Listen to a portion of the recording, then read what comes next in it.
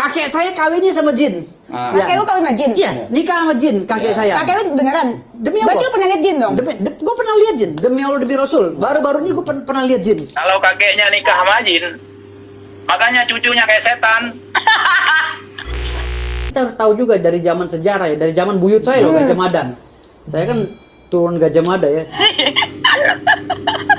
Jadi saya bingung, kalau dia bilang kakek dia nikah sama jin ya kan?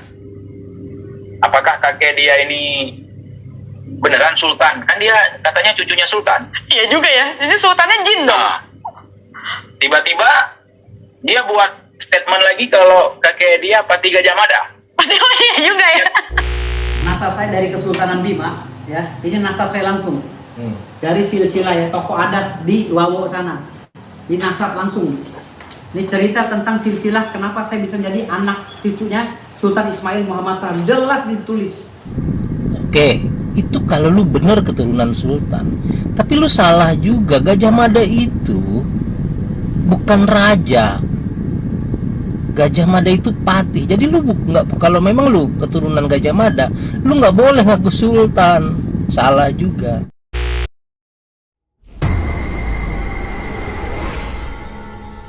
Tahu juga dari zaman sejarah ya, dari zaman buyut saya loh, Gajah Mada. Saya kan turun Gajah Mada ya, Gajah Mada, lalu Sang Bima turun temurun, lalu kesultanan kami dari sultan ke kakek kami yang namanya Raden Said ya, Pangeran Diponegoro, lalu turun lagi kesultanan itu semuanya memakai materi supranatural. Gitu loh. Termasuk buyut kami ini Gajah Mada gitu loh, waktu zaman perang Bubat gitu kan. Firdaus yang katanya mengaku keturunan Gajah Mada. Emang masih ingat berapa turunan Gajah Mada sampai sekarang, sampai ke lu itu? Emang masih ingat lu turunan keberapa dari Gajah Mada? Di Indonesia itu rata-rata terahnya akan terputus di keturunan keempat. Ya, misalnya gua cuman inget bapak emak gua, udah gitu kakek nenek, kebuyut aja udah lupa, di keturunan keempat itu udah lupa gua, apalagi sampai ke ya elah. Lu itu hidup di tahun 2022, Gajah Mada hidup di tahun 1293. Gajah Mada di akhir abad ke-12, lu hidup di abad ke-21. Hebat bener lu. Ingat silsilah keluarga yang sudah 700 tahun lebih. Kakek saya kawinnya sama jin. Kakek lu kawin sama jin? Iya, nikah sama jin kakek saya. Kakek lu beneran? Demi Allah. Berarti lu pernah lihat jin dong? Gue pernah lihat jin. Demi Allah demi Rasul. Baru-baru ini gue pernah lihat jin. Setan kuntilanak gue pernah lihat. Gue sering lihat. Kalau kakeknya nikah sama jin, makanya cucunya kayak setan. Ketika kita melihat gelagat-gelagatnya, ya kan, cara dia ngomong, itu ada kemungkinan bahwa bisa jadi dia keturunan jin. Ya. Jadi saya bingung, kalau dia bilang kakek dia nikah sama jin, ya kan, apakah kakek dia ini beneran sultan? Kan dia katanya cucunya sultan. Iya juga ya, ini sultannya jin dong. Nah, tiba-tiba dia buat statement lagi kalau kakek dia Pati Gajah Mada. Oh iya juga ya. Tapi saya khawatir dengan banyaknya bulian dan banyaknya asap menyan yang masuk ke otak dia. Lama-lama dia ngaku kalau dia itu cucu Tugu Monas. Jadi ini nasab saya dari Kesultanan Bima ya. Ini nasab saya langsung. Dari silsilah ya, tokoh adat di Wawo sana. Ini nasab langsung. Ini cerita tentang silsilah kenapa saya bisa jadi anak cucunya Sultan Ismail Muhammad SAW. Jelas ditulis ya. Tuh, ini oleh tokoh adat. Nah, ini tulisannya jelas. Nah, ini adalah silsilah kami di Kesultanan. Tuh. Ini tokoh adat yang keluarkan.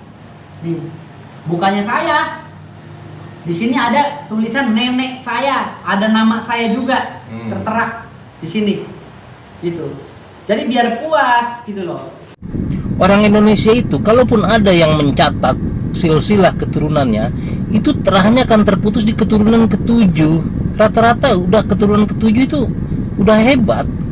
Apalagi zaman sekarang, anak-anak sekarang itu paling dia hafal kakek neneknya, setelah itu ke buyutnya dia udah lupa, apalagi ke keturunan kelima, keenam, ketujuh udah nggak ada.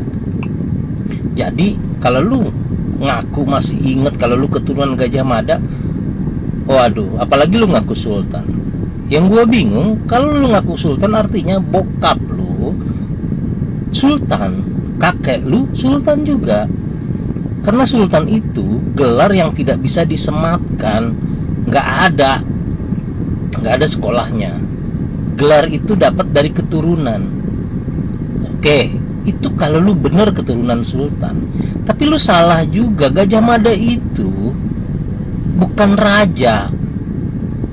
Gajah Mada itu patih. Jadi lu kalau memang lu keturunan Gajah Mada, lu nggak boleh ngaku sultan. Salah juga. Ingat ya, cucu pertama ya, cucu Sultan Ismail Muhammad Shah yang terkenal di Bima, yaitu Profesor Sahidu. Profesor Sahidu ini adalah profesor pertama di era Pak Harto di Nusa Tenggara Barat. Bayangkan waktu itu Nusa Tenggara Barat masih gabung dengan Bali, ya. NTB itu masih gabung dengan Bali. Profesor pertamanya adalah Profesor Sahidu. Itu cucu kandungnya Sultan Ismail Muhammad Shah, kakek saya. Artinya keturunan Sultan Ismail ini banyak juga yang pejabat, banyak juga yang udah anggota DPR dan lain-lain. Ada juga yang ya banyak lah yang nggak perlu saya ceritakan gitu kan. Makanya mereka nggak mau pusing sama urusan begini gitu. Ada juga yang tinggal di Amerika, ada juga yang di Australia, ada juga yang di Arab gitu kan. Artinya keluarga Sultan Ismail Muhammad ini udah nggak pusing sama masalah itu sebenarnya. Cuman nasab harus diluruskan, gitu loh. Makanya saya selalu menggaung-gaungkan itu. Nasab harus diluruskan. Tidak ada tendensi apa-apa. Yang mau mengaku sultan silakan, monggo kelola istana. Kita nggak mengaku sultan kok. Hah? Monggo aja lu adain seremonial 7 kali ke 7 hari 7 malam ke lu bawa wayang atau apa, potong kebo, potong kambing. Silakan. Yang mau jadi sultan monggo. Nah kemarin lu dapat gelar Panglima Salatin. Ngerti kan Salatin? Salatin itu panggilan untuk para raja dan untuk para sultan. Kalau lu Panglima Salatin artinya lu panglimanya para raja, panglimanya para sultan. Dan yang mengangkat lu artinya sultan-sultan, raja-raja. Memang di sekeliling lu itu ada berapa sultan, ada berapa raja di sekeliling lu. Yang gua lihat cuman Gus Tempe lah, yang wisi itu terus gua lihat. Wisi apa itu? Itu sultan juga yang angkat lu. Hei Firdaus, salah kalau gitu caranya. Karena apa? Kalau lu memang pengacara, gaya bicara lu tidak menunjukkan kalau lu seorang akademis. Jangan terpengaruh pada netizen. Netizen biasa itu. Cuma yang saya sayangkan Mas Atta ini, keluarga Gen Halilintar tuh baik banget Mas Atta. Kenapa Mas Atta menghapus video kami, padahal kami itu sedang menjelaskan tentang hinaan mereka. Kami mengcounter. Ya, walaupun kami juga di luar sana sudah mengcounter.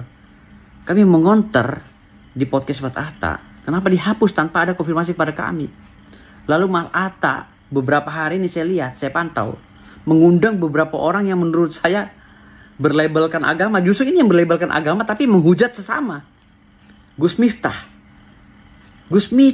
dengan jelas dan lugas mengatakan dukun itu istrinya jelek. Hah? Tadi saya nonton Denis Cadel dengan nyata dan gamblang tanpa halangan, tanpa ada yang nyetop, ya, mengatakan berulang-ulang, padahal sudah ditegur ya oleh Jindan, jangan, bahwa dukun itu cabul dan penipu, berulang-ulang. Mas Atta, andaikan saya tidak menghargai keluarga Gen Halilintar, saya juga akan melakukan hal yang sama kepada yang lain. Saya akan laporkan ke polisi. Saya nggak main-main Mas Atta. Tiap hari ya ngomongin yang enggak. Kalau memang mau cari panggung yang benar. Kenapa Atta Halilintar menghapus podcastnya? Karena akhirnya Atta Halilintar tersadar. Jadi obrolan sama lu itu nggak ada yang mendidik, nggak ada yang mengedukasi. Jadi wajar dihapus. Lu jangan kebakaran jenggot, semua dilaporin. Kalau memang lu pengacara, lu kerja saja sebagai pengacara yang benar. Bukan bikin ini, bikin itu, jadi bikin gaduh. Nah, terus pesen gua satu lagi, kalau lu mau ngomongin soal agama, lu belajar dulu deh. Belajar dulu agama, apalagi Islam. Ya. Agama Islam itu mudah, tapi jangan dipermudah.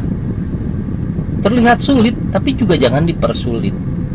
Jadi gampang. Banyak pesantren di Indonesia, banyak orang-orang yang mau belajar dan saling mengajari. Ya. Jadi nggak usah pakai nalar sendiri. Nah, terus saran gua, mungkin lu harus konsultasi ke dokter jiwa. Gua nggak nganggap lu jiwa, tapi maksudnya nggak nganggap lu sakit jiwa, nggak. Gua juga nggak benci sama lu. Cuman di ilmu kejiwaan ada yang namanya waham kebesaran. Waham kebesaran itu seperti gini. Lu merasa seakan-akan lu bernilai. Lu merasa seakan-akan lu tuh sejajar dengan orang-orang penting, dengan itu dah waham kebesaran dalam ilmu kejiwaan. Sebaiknya konsultasi. Ya. Salam akal sehat.